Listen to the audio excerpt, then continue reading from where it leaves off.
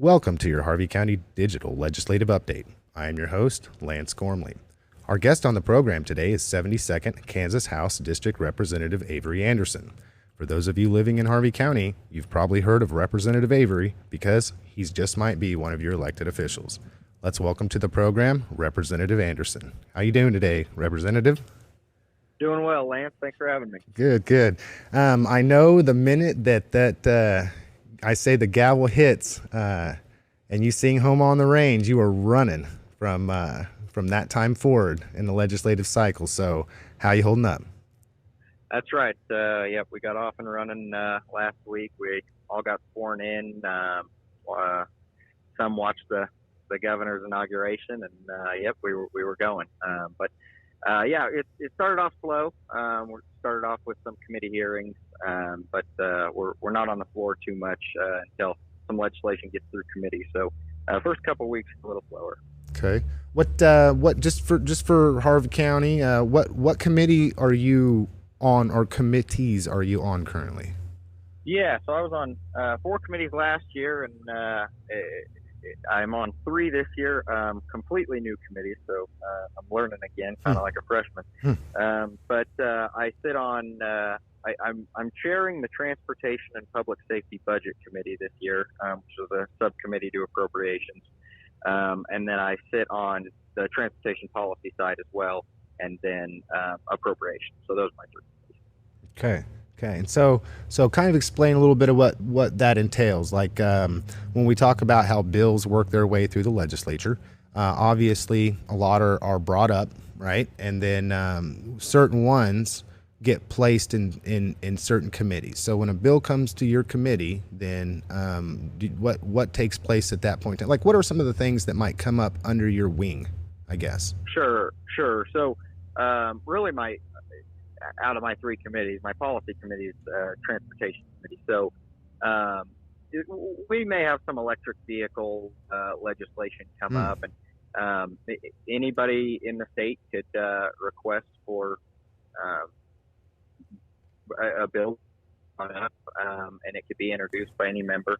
If it comes to the committee, we'll hear it one day and discuss it, and then debate it at a future meeting and vote on it. If it passes favorably by a simple majority, it goes to the full House chamber, and then passes there, gets sent over to the Senate. My budget committee is a little different. In my transportation budget committee, we have 13 budgets. We're waiting until about February 1st. The budget was just rolled out into last week, and so research and the revisers are working to break down the budget and get it to committees. So I have 13 budgets that will work in my committee. Kansas Department of Transportation, Kansas Department of Corrections, KBI. Those are some of the bigger ones, but have 13 of them, and we'll have the agency come in and tell us what they think they need, and then we'll hear what the governor recommended, and then we'll debate it in our committee and decide what we think is best. And in the subcommittee, then we'll come out of it with a recommendation where we'll show that to the full appropriations committee, and then do the whole thing again. Appropriations will hear it, debate it, and then work all of the budgets together to get one big budget at the end of the year. That sounds like a very complex process, and you get to be right there in the middle of it. What was it? What is there anything right now that's kind of cropping up that looks to be maybe something that will get a lot of attention, or something that seems to be is going to be discussed? I know I've been reading a lot, and you mentioned the electric car situation. Is that something that's really going to have a lot of discussion this legislative cycle? Yeah, that seems to be one in the transportation committee that'll get some that'll catch some conversation.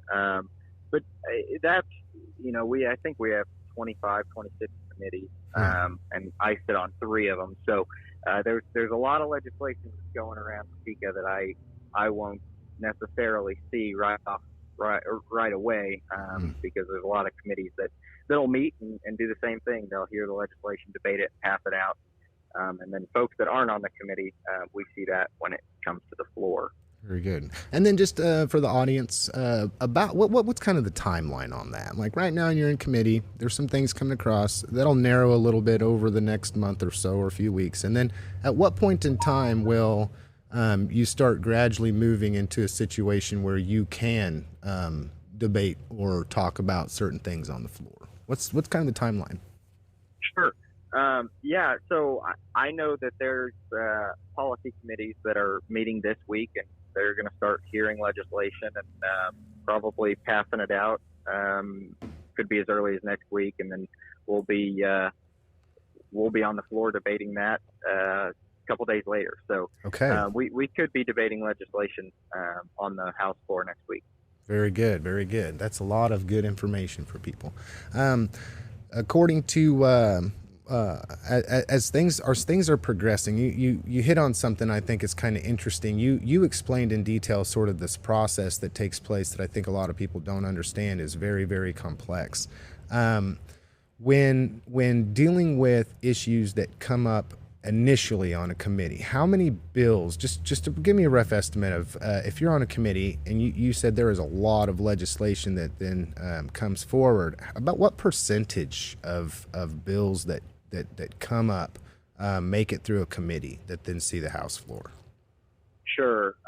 Depends which committee it is. Okay. But yeah, it's completely up to the chairman of that committee, and leadership has some say in that as well. But I would say 10% moves through. Okay. There's a lot of bills introduced, and I say 10% moves through a committee, and then it goes to the floor where Yeah.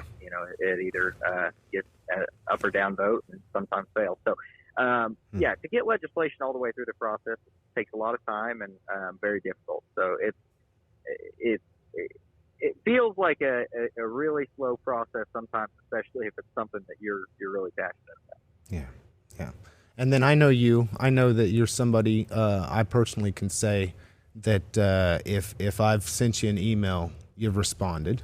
If I've tried to call you, you've responded. And I really appreciate how open, transparent, and available you are to people in the community. I just want to say that outright Well, I appreciate to your that. rep.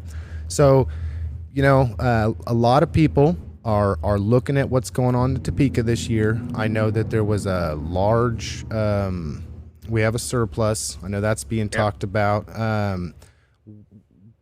What are you optimistic about maybe some of the direction of what's going to happen this legislative cycle with the legislature being to work together in unity to do what's best for Kansans?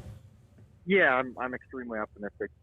Coming in, we've got a new leadership team, completely new leadership team, and I think that they work really well together. Our new speaker, Dan Hawkins, he's been he was kind of the front runner all summer, so he's known that he was gonna get this job, and that gave him a lot of time to prepare and get ready for this session.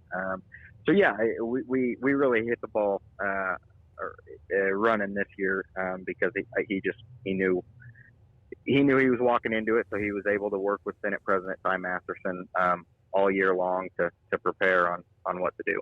Very good, very good. Yeah, I'm very optimistic. Well, I appreciate you coming on, Avery, and doing this legislative update. I know that we'll be doing this probably every couple weeks, so that way people in the community just get to hear directly from your voice and what you have to say and think. You got anything else for us, Avery? Take the floor, man, before we wrap this up. Yeah, I'm happy to be back. I really appreciate the 72nd District for allowing me to serve again. It's a huge honor. I will say, while I have you all, that my office did change this year. I'm still on the 5th floor of the Capitol, but if you come to visit me, I'm on 561 West now. And my email is avery.anderson@house.ks.gov. And I try to give my personal cell out to anybody who wants it, 316 217